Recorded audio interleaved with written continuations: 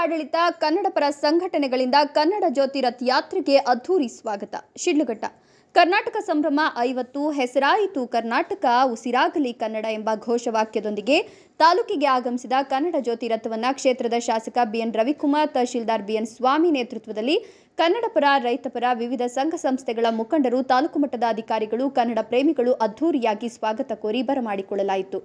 ತಾಲೂಕಿನ ಮುತಕದಹಳ್ಳಿ ಗೇಟ್ ಬಳಿ ರಥಯಾತ್ರೆಗೆ ವಿಜೃಂಭಣೆಯಿಂದ ಪೂರ್ಣಕುಂಭ ಕಲಾ ತಂಡಗಳು, ಬ್ಯಾಂಡ್ ಸೆಟ್ ತಂಡಗಳೊಂದಿಗೆ ಅದ್ಧೂರಿಯಾಗಿ ಸ್ವಾಗತ ಕೋರಲಾಯಿತು. ನಗರದ ಬಸ್ ನಿಲ್ದಾಣದಿಂದ ತಾಲೂಕು ಆಡಳಿತ ಸೌಧ ಮಾರ್ಗವಾಗಿ ನ್ಯಾಯಾಲಯದ ಸಂಕೀರ್ಣದವರೆಗೆ ರಥ ಸಂಚಲನ ನಡೆಯಿತು. ರಥ ಸಂಭ್ರಮದಲ್ಲಿ ಶಾಲಾ ಮಕ್ಕಳು ಕನ್ನಡದ ಬಾವುಟಗಳನ್ನು ಹಿಡಿದು ರಥದ ಜೊತೆ ಸಾಗಿದ್ರು. ಕೋಟೆ ವೃತ್ತದ ಬಳಿ ಶಾಸಕ ಬಿಎನ್ ರವಿಕುಮಾರ್ ಅವರು ರಥಕ್ಕೆ ಮಾಲಾರ್ಪಣೆ ಮಾಡಿ ಗೌರವ ಸಲ್ಲಿಸಿದ್ರು. ಈ ವೇಳೆ ಮಾತನಾಡಿದ ಅವರು, ಕರ್ನಾಟಕ ಸಂಭ್ರಮ 50 ನಾಡಿಗಾಗಿ ಹಲವು ಮಹನೀಯರು ಪ್ರಾಣವನ್ನು ಕೊಟ್ಟು ರಕ್ತವನ್ನು ಚೆಲ್ಲಿದ್ದಾರೆ. ಅವರ ಪರಿಶ್ರಮದಿಂದ ಇಂದು ನಾಡಿನ 7 ಕೋಟಿ ಜನರು ನೆಮ್ಮದಿಯಾಗಿ ಬದುಕುವ ವಾತಾವರಣ ಇದೆ. ಕನ್ನಡದ ಮೇರು ನಟ ಡಾಕ್ಟರ್ ರಾಜ್ಕುಮಾರ್ ಅವರು ಒಂದು ಮಾತು ಹೇಳಿದ್ದಾರೆ, ಹುಟ್ಟಿದ್ರೆ ಕನ್ನಡ ನಾಡಲ್ಲಿ ಹುಟ್ಟಬೇಕು, ಮೆಟ್ಟಿದ್ರೆ ಕನ್ನಡ ನಾಡನ್ನೇ ಮೆಟ್ಟಬೇಕು ಅಂತ. ಕನ್ನಡ ನಾಡಿನಲ್ಲಿ ಹುಟ್ಟಬೇಕಾದ್ರೆ ನಾವೆಲ್ಲರೂ ಪುಣ್ಯ ಮಾಡಿದ್ದೇವೆ. ಜಗತ್ತಿನ ಹಲವು ದೇಶ ರಾಜ್ಯಗಳಿಂದ ಬಂದು ಕರ್ನಾಟಕದಲ್ಲಿ ಜೀವನ ಕಟ್ಟಿಕೊಂಡು ಜೀವನ ನಡೆಸುತ್ತಿದ್ದಾರೆ. ನಮ್ಮ ಕರ್ನಾಟಕ ಜನರ ಹೃದಯ ಮಾತೃ ಸ್ವಭಾವದ್ದು. ಸರ್ಕಾರ ಕರ್ನಾಟಕದ ಇತಿಹಾಸವನ್ನ ಇಂದಿನ ಯುವ ಜನತೆ ಮಕ್ಕಳಿಗೆ, ಸಾರ್ವಜನಿಕರಿಗೆ ತಿಳಿಸಬೇಕೆಂದು ಈ ಉದ್ದೇಶದಿಂದ ಸರ್ಕಾರ ಕನ್ನಡ ಜ್ಯೋತಿ ರಥಯಾತ್ರೆ ಕಾರ್ಯಕ್ರಮವನ್ನು ನಡೆಸುತ್ತಿದೆ. ನಮ್ಮ ತಾಯಿಗೆ ನಾವು ಯಾವ ರೀತಿ ಗೌರವ ನೀಡುತ್ತೇವೆಯೋ ಅದೇ ರೀತಿಯಲ್ಲಿ ನಾವೆಲ್ಲರೂ ನಮ್ಮ ನಾಡಿಗೆ ಗೌರವ ಕೊಡಬೇಕು ಅಂತ ಹೇಳಿದರು. ತಹಶೀಲ್ದಾರ್ ಬಿಎನ್ ಸ್ವಾಮಿ ಮಾತನಾಡಿ, ಕರ್ನಾಟಕ ಏಕೀಕರಣಕ್ಕಾಗಿ ಹಲವು ಮಹನೀಯರು ಶ್ರಮಿಸಿದ್ದಾರೆ. ಹಿಂದೆ ಮೈಸೂರು ರಾಜ್ಯವಾಗಿತ್ತು, ಧಾರವಾಡ ಕೇಂದ್ರ ಸ್ಥಾನ ಮಾಡಿಕೊಳ್ಳಲಾಗಿತ್ತು.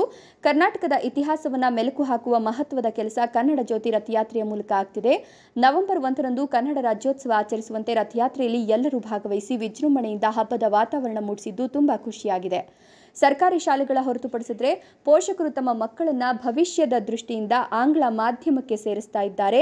ಕರ್ನಾಟಕದಲ್ಲಿ ಕನ್ನಡ ಶ್ರೇಷ್ಠವಾದದ್ದು. ಪ್ರಥಮ ಭಾಷೆ ಕನ್ನಡವನ್ನ ಪ್ರತಿಯೊಬ್ಬ ವಿದ್ಯಾರ್ಥಿಯು ಓದಬೇಕು ಅಂತ ಅಭಿಪ್ರಾಯ ವ್ಯಕ್ತಪಡಿಸಿದ್ರು. ಈ ಸಂದರ್ಭದಲ್ಲಿ ನಗರಸಭೆ ಪೌರಾಯುಕ್ತ ಮಂಜುನಾಥ್, ತಾಲೂಕು ಪಂಚಾಯತ್ ಇಒ ನಾರಾಯಣ್, ಬಿಒ ನರೇಂದ್ರ ಕುಮಾರ್, ಮಹಿಳಾ ಮತ್ತು ಮಕ್ಕಳ ಕಲ್ಯಾಣಾಭಿವೃದ್ಧಿ ಇಲಾಖೆಯ ಅಧಿಕಾರಿ ವಿದ್ಯಾ, ಕೃಷಿ ಇಲಾಖೆಯ ಸಹಾಯಕ ನಿರ್ದೇಶಕ ರವಿ, ಆರಕ್ಷಕ ವೃತ್ತ ನಿರೀಕ್ಷಕ ಎಂ ಶ್ರೀನಿವಾಸ್, ಸರ್ಕಾರಿ ನೌಕರರ ಸಂಘದ ಅಧ್ಯಕ್ಷ ಕೆಎನ್ ಸುಬ್ಬಾರೆಡ್ಡಿ, ಕನ್ನಡ ಸಾಹಿತ್ಯ ಪರಿಷತ್ ಜಿಲ್ಲಾಧ್ಯಕ್ಷರಾದ ಡಾಕ್ಟರ್ ಕೋಡಿ ರಂಗಪ್ಪ, ತಾಲೂಕು ಕನ್ನಡ ಸಾಹಿತ್ಯ ಪರಿಷತ್ ಅಧ್ಯಕ್ಷ ಪಟೇಲ್ ನಾರಾಯಣಸ್ವಾಮಿ, ನಿಕಟಪೂರ್ವ ಅಧ್ಯಕ್ಷ ಬಿಆರ್ ಅನಂತಕೃಷ್ಣ, ಬಂಕ್ Muniyappa, Roopasi Ramesh, S V Nagarajarao, K Manjunath, Ambari Manjunath, Gajendra, C B Prakash, Hittalahalli Suresh, Prateesh, Ramanji ಸೇರಿದಂತೆ ಕನ್ನಡಪರ, ರೈತಪರ ಸಂಘಟನೆಗಳ ಮುಖಂಡರು, ಕನ್ನಡ ಪ್ರೇಮಿಗಳು, ಶಾಲಾ ಮಕ್ಕಳು, ಸಾರ್ವಜನಿಕರು ಹೆಚ್ಚಿನ ಸಂಖ್ಯೆಯಲ್ಲಿ ಭಾಗವಹಿಸಿದರು. ವರದಿ ನಂದಿರಾಜೇಶ್, ಶಿಡ್ಲಘಟ್ಟ. ಕಲಾ ತಂಡಗಳು ಬಂದೇ ಬರಬೇಕು. ತಾಯಿ ಭುವನೇಶ್ವರಿಗೆ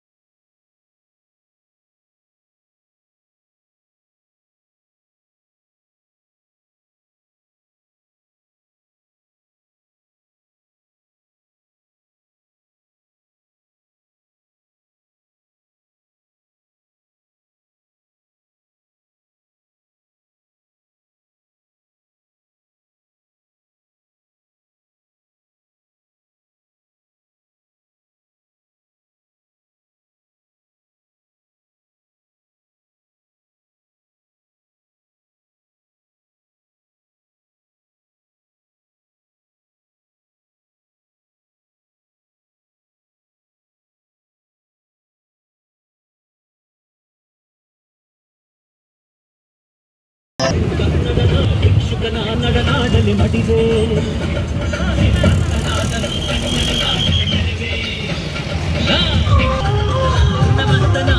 ನಾನಿಲ್ಲವೇ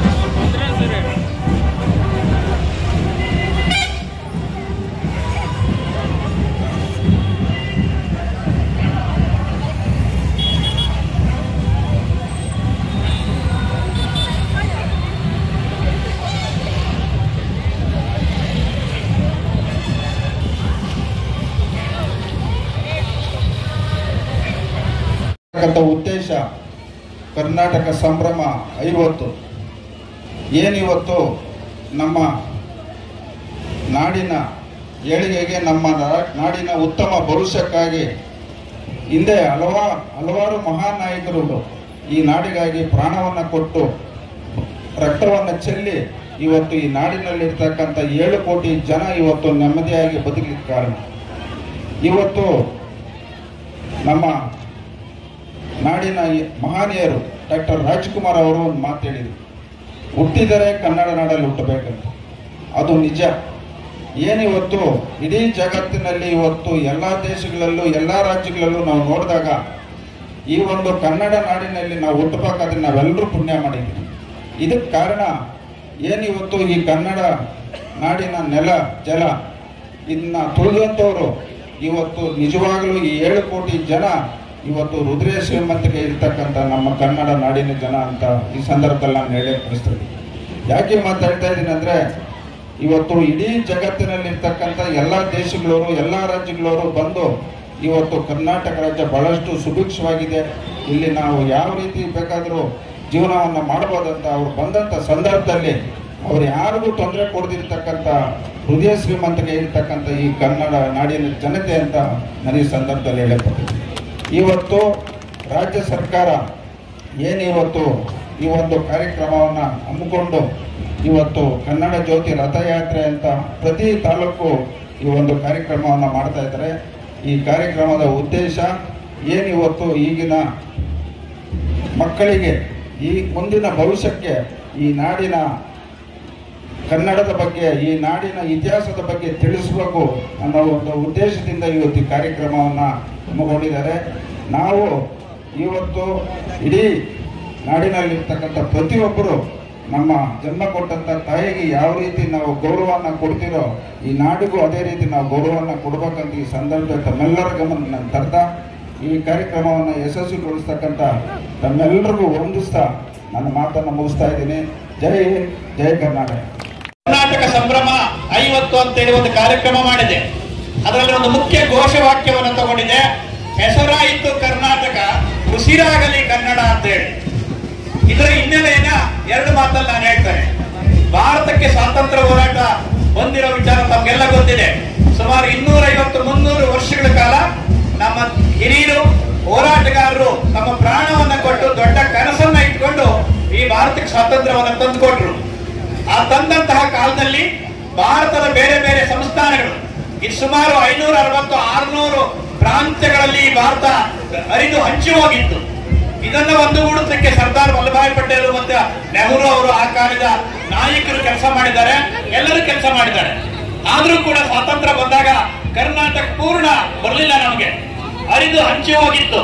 ಒಂದ್ ಕಡೆ ಮದ್ರಾಸ್ ಕನ್ನಡ ಕರ್ನಾಟಕ ಅಂತ ಬಂತು, ಒಂದ್ ಕಡೆ ಹೈದರಾಬಾದ್ ಕರ್ನಾಟಕ ಅಂತ ಬಂತು, ಒಂದ್ ಕಡೆ ನಮ್ಮ ಮೈಸೂರು ಸಂಸ್ಥಾನ, ಇನ್ನೊಂದು ಕಡೆ ಮುಂಬೈ ಕರ್ನಾಟಕ, ಕೊಡಗು, ಮಂಗಳೂರು ಕರ್ನಾಟಕ ಅಂತ 5 ಭಾಗಗಳಾಗಿತ್ತು.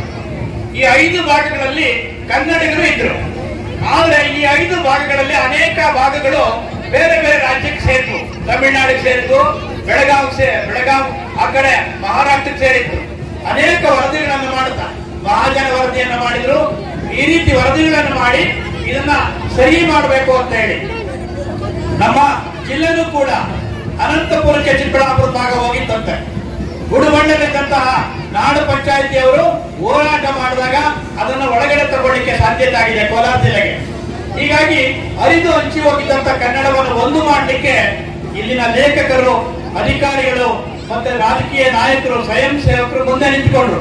ಪುಸ್ತಕ ಬರೆದು ಮಾಧ್ಯಮದವರು ಪತ್ರಿಕೆ ಕೆಲಸ ಮಾಡಿದ್ರು, ನಾಟಕ ಆಡಿದ್ರು, ಬೀದಿ ನಾಟಕ ಆಡಿದ್ರು, ಹುತಾತ್ಮರಾದ್ರು.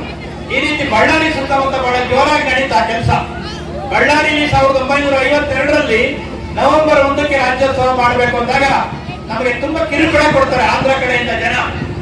ಅದನ್ನ ಕಾಯ್ತಾ ಇದ್ದಂತ ಒಬ್ಬ ವ್ಯಕ್ತಿ ರಂಜಾನ್ ಸಾಬ್ ಅಂತ ಹೇಳಿ ಎಲ್ಲರನ್ನ ಮನೆ ಕಳಿಸ್ತಾರೆ, ನಾನು ನೋಡ್ಕೊಳ್ತೀನಿ, ರಾತ್ರಿ ಎಲ್ಲ ನೀವು ಹೊರಬೇಡಿ ಅಂತ ಹೇಳಿ. ಆದ್ರೆ ರಾತ್ರಿ ಆಕ್ರಮಣ ಮಾಡಿ ಅವನನ್ನ ಕೊಲೆ ಮಾಡಾಕ್ತಾರೆ. ಅವನು ಏಕೀಕರಣ ಚಳವಳಿಯಲ್ಲಿ ಹುತಾತ್ಮರಾದಂತ ಒಬ್ಬ ವ್ಯಕ್ತಿ ರಂಜಾನ್ ಸಾಬ್ ಅಂತ ಹೇಳಿ ಬಳ್ಳಾರಿ ಅವನಿಗೆ ನಾವೆಲ್ಲರೂ ಕೂಡ ಒಂದು ಕೃತಜ್ಞತೆಯನ್ನ ಮತ್ತು ಅಶ್ರುತರ್ಪಣ ಸಲ್ಲಿಸಬೇಕಾಗುತ್ತೆ. ಇಂದು ಒಂದು ರೀತಿ ನವೆಂಬರ್ 1 ನಾವೇನು ಕನ್ನಡ ರಾಜ್ಯೋತ್ಸವ ಆಚರಿಸ್ತಾ ಇದೀವಿ, ಆ ರೀತಿ ಮತ್ತೊಂದು ಕನ್ನಡ ರಾಜ್ಯೋತ್ಸವ ಆಚರಿಸ್ತಾ ಇದೀವಿ ಅನ್ನೋ ಒಂದು ರೀತಿಯಲ್ಲಿ ಎಲ್ಲರೂ ಕೂಡ ಭಾಗವಹಿಸಿ ವಿಜೃಂಭಣೆಯ ಒಂದು ಹಬ್ಬ ಆಚರಣೆ ಆಗ್ತಾ ಇದೆ. ಈಗಾಗಲೇ ಕೋಡಿ ರಂಗಪ್ಪಣ್ಣ ಅವರು ಹೇಳ್ತಿದ್ರು ಹೇಗೆ ನಮ್ಮ ಇತಿಹಾಸ ಕರ್ನಾಟಕ ಏಕೀಕರಣ ಆಯಿತು ಅಂತ. ಕರ್ನಾಟಕ ಏಕೀಕರಣ ಅಂದ್ರೆ ಎಲ್ಲ ಕನ್ನಡ ಮಾತಾಡುವಂತಹ ಪ್ರದೇಶಗಳು, ಊರುಗಳು, ಜಿಲ್ಲೆಗಳು ಒಟ್ಟಾರೆಯಾಗಿ ಒಂದು ರಾಜ್ಯ ಆಗಿ ಮೂಡಿ ಬರಬೇಕು ಅಂತ ಕನ್ಸ್ಕೊಂಡಿದ್ರು. ಅದಕ್ಕೆ ಪ್ರಮುಖ ಕಾರಣ ಕನ್ನಡ ಮಾತಾಡೋರು ಕನ್ನಡರ ಆಳ್ವಿಕೆಗೆ ಒಳಪಡಬೇಕು.